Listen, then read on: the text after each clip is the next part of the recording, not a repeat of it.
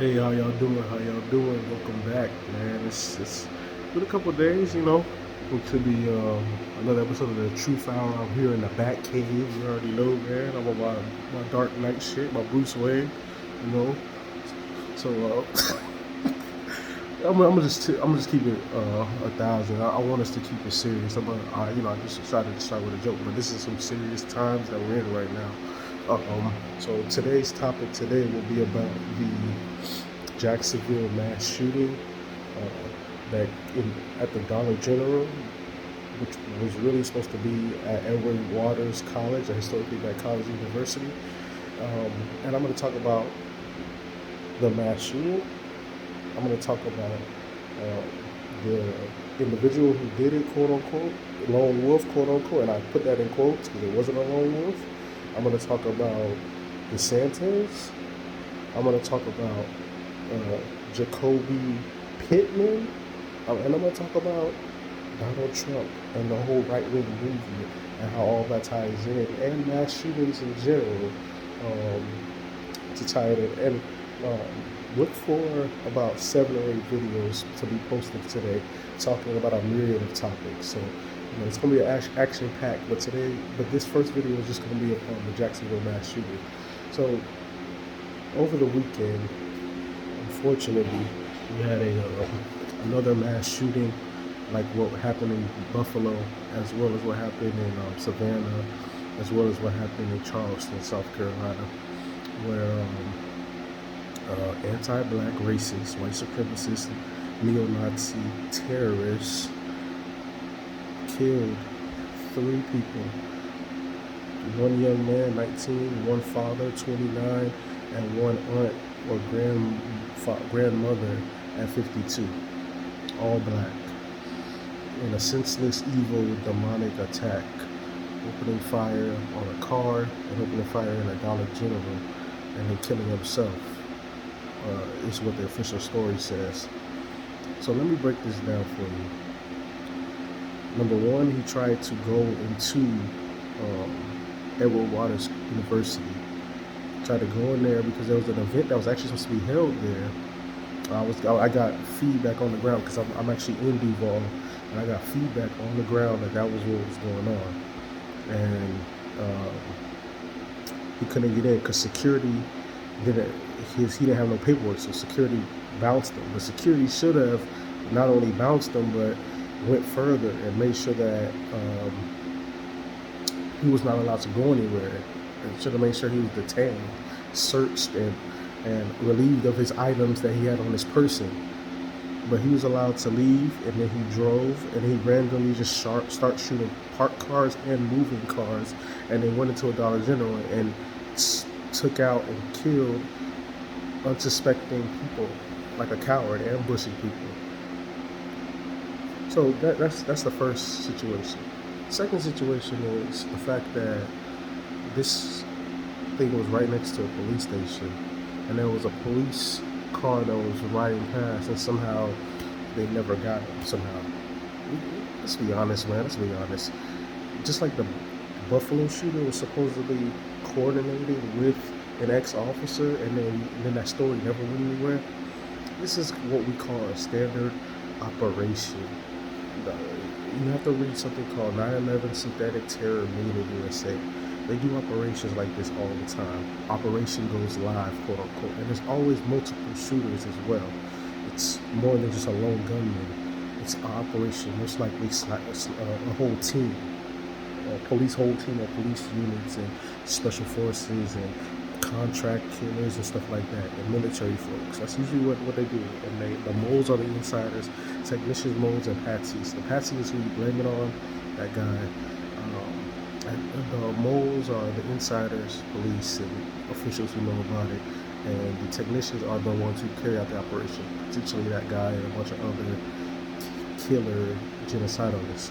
So, that's what happened. Y'all, like I said before, read 9/11 Synthetic Terror Made in USA by Webster Griffin Tarpley, and I'll give you the layout. Basically, we gotta be honest about this shit. You can't pussyfoot around and pretend and be silent like a little bitch about real life situations that are happening in our community and in life, real life, that we could be affected by. We got to speak truth to power, and the universe responds when we stand up strong. Like I've said before, every time we fight, we win. Every time we stand up, when you stand up to the bully, the universe responds to that. When you cower in fear, the universe doesn't respond to that. They respond to your belief, your bravery, your fearlessness, your determination. So, that's number one. Number two, we got to talk about what allowed this atmosphere to take place. And we'll start with the governor himself in Florida. We'll start with the Trump situation, and we'll start even prior to that. But we'll start with DeSantis first. DeSantis, since he's been elected, he started out getting elected by saying, let's not monkey this up. That's number one. He started out by saying, let's not monkey this situation up. So that's how he started. So he started by saying, let's not monkey this situation up. So that's him saying, hey, let's not let this nigger win, basically. Let's not monkey this election up. Basically, talking about Andrew Gillum. We know about Gillum, but that was a direct attack, anti-black, racist attack against black people. And him saying that was bull, was stupidity. So, that needs to be said. That needs to be, conveyed. So he started off with that, and then he continued his anti-black policies. He did all that stuff, talking about looters are allowed to be run down, quote unquote, talking about the George Floyd uprising and them allowed to be attacked and you can't protest and all that other stuff. And then you had all of this anti-black rhetoric when it comes to stop the woke movement, and now passing this latest thing called making slavery a benefit being taught in schools to children in Florida. So this has been his wave. This has been his movement. He's created this atmosphere of white supremacy. We read Summer in 1919, where they viciously went after and destroyed black towns and killed massive amount of black people during 1919. It's been a continuous wave by all of that, and we can't pretend like that's not going down. And we got to call that shit out. And when we call it out, and when we speak truth to power, we can't have interferers come in and try to run interference and create walls of protection for evil. When you accept evil, evil falls upon you. And that brings me to the Jacoby Pittman situation. So DeSantis came to Jacksonville after the murder and got his ass booed, understandably. His racist punk ass got his ass booed hard as fuck. And what happened?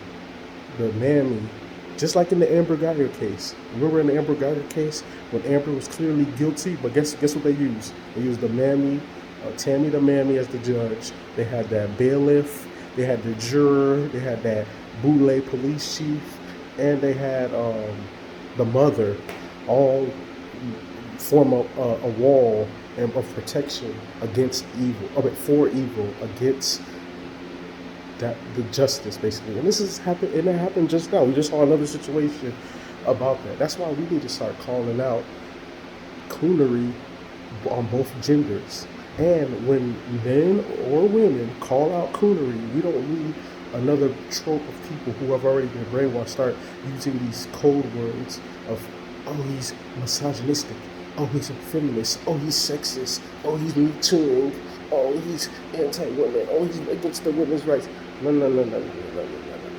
None of that shit. You all need to understand and get more nuanced in this game. Stop falling for the CPU propaganda machine.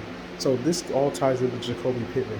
Jacoby Pittman's mammy ass decided to, when they were booing DeSantis, understandably, when he got his ass out here, he was scared as fuck. He was concerned, understandably. Yeah, your ass was not, you were not amongst friends, bro. You were getting the most hostile treatment imaginable, understandably, because your rhetoric, your anti-black racism, and your policy created an atmosphere of evil and genocide that this dude wanted to take and unleash upon unsuspecting, innocent black men, women, and children.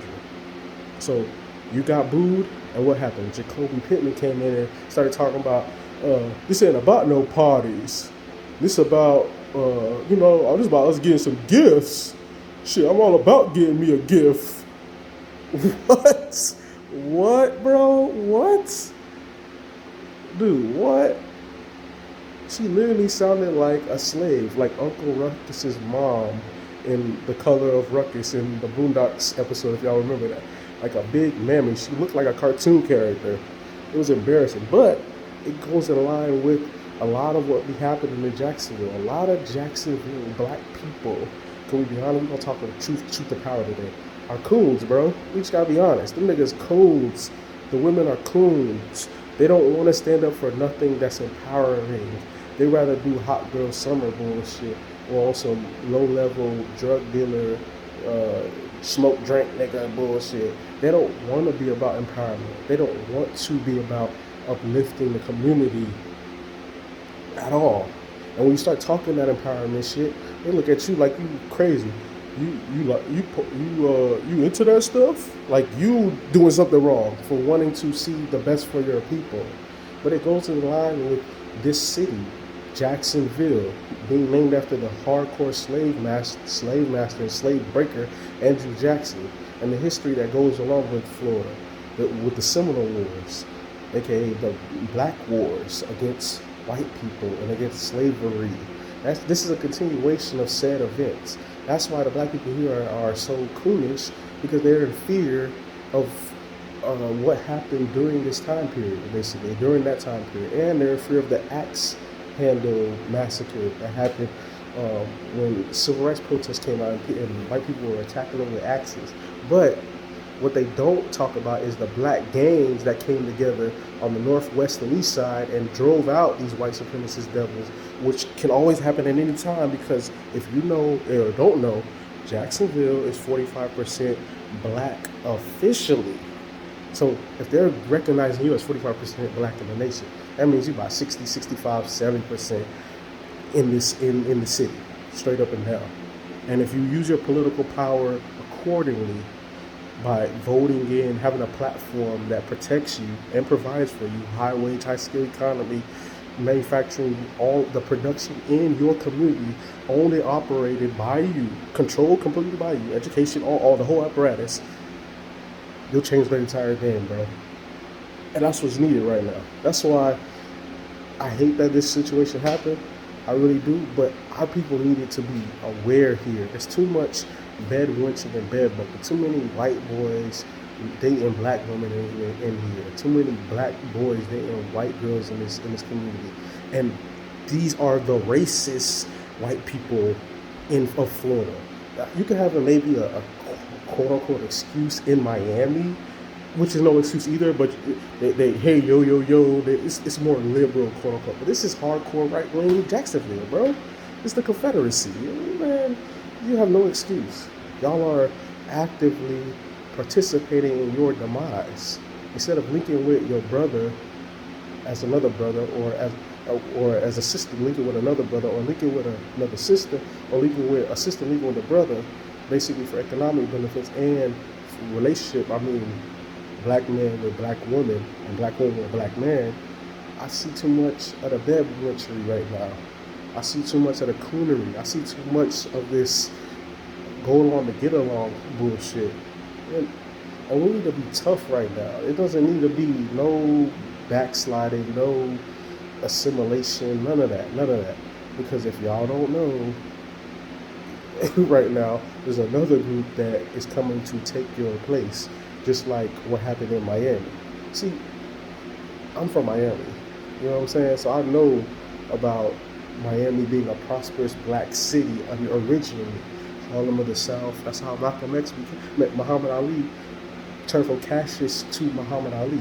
Him being down in that blackness in Miami, where the hotels was nice, the community was upscale, you know what I'm saying? And they made sure to get rid of that economic prosperity and production over there, and then flooded with outsiders, immigrants, so that foundational black American economic empowering base will never rise again.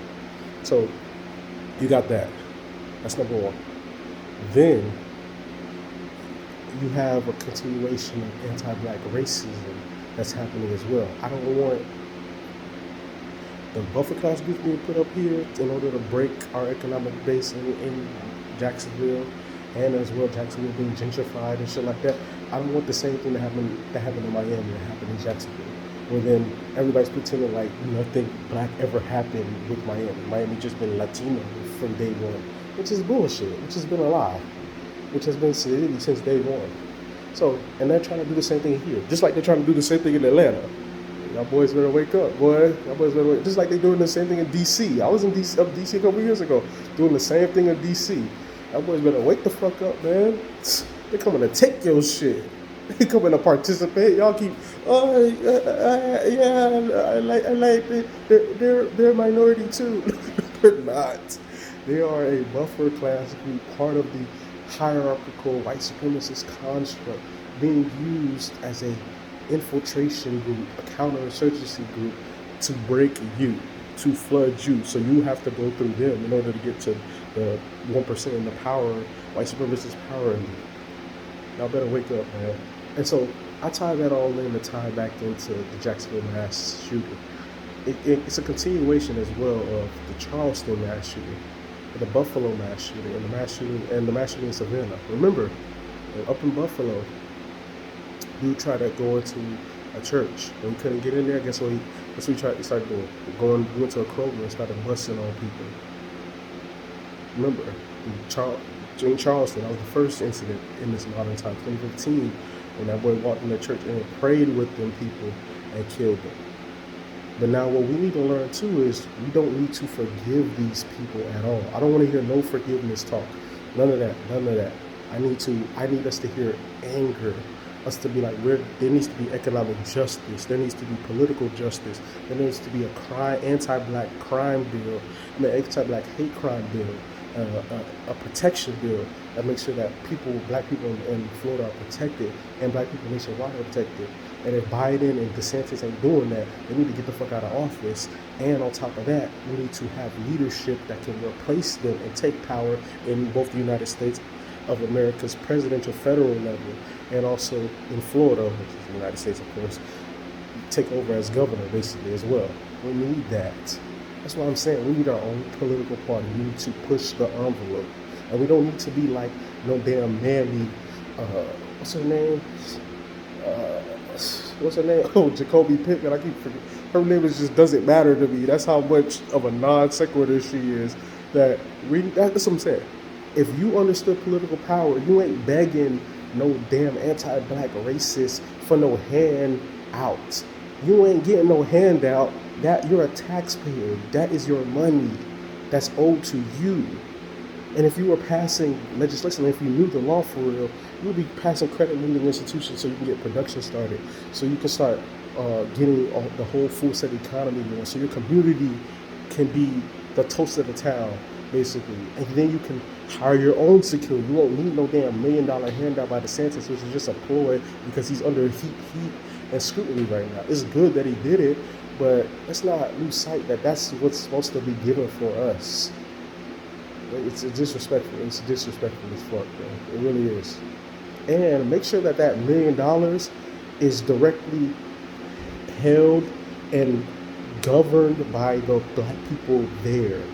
Don't let it be some outsiders who get $1 million and then bring in a security company and then bring in a outside entity so they can start gentrifying the community over there and then end up taking over Edward Waters, like so many HBCUs are being taken over by white economic parasites as well. But don't let that happen as well. Like that's also what you need to be peeping game on too, because that's they don't give a damn. They don't care. They use tragedy as a way of getting in. They get off on tragedy. Let's be honest. It's a flick for them. It's a porno. It's trauma. It's porno for them. They like seeing black death. They like us dying. They like us crying. It's like candy to them. Just think of a second. So everything good that we revere, just flip it on its axis, and that's what you get from them. Let's just be honest, man. We gotta just be honest about that shit. We gotta be honest.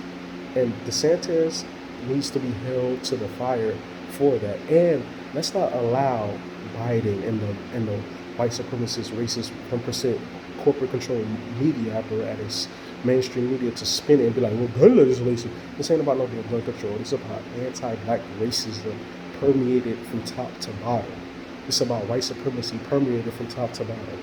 It's about us being needed to be protected. We need to have our own defense forces. We need to have our own economic basis so that we know who's who and we don't allow any of that to happen. If we had our own protection unit, that dude would have been got.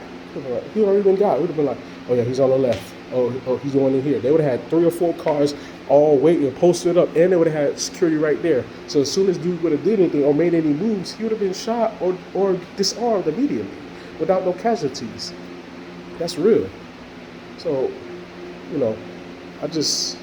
and what I think needs to happen is there needs to be reparations for the city. Black people here need to be a protected class in the city. And the truth needs to be told about all the racism within Jacksonville that happens every day that allowed the manifestation of this racist, anti-black asshole demon. And also, too, there needs to be an investigation on all his ties, his organizations that he's connected to, and the operation that he was a part of. Because there ain't no damn lone wolf. There ain't no lone wolf. That's an operation, top down, by the police who are involved, officials who are involved, and other federal agencies that are involved, always, and always has been. Let's just be honest about it. And let's speak truth to power. And I ain't afraid to say none of that shit. Because the GOD got me, boy, straight up an angel. So you already know, boy. As long as you're doing good, good got you. So, there.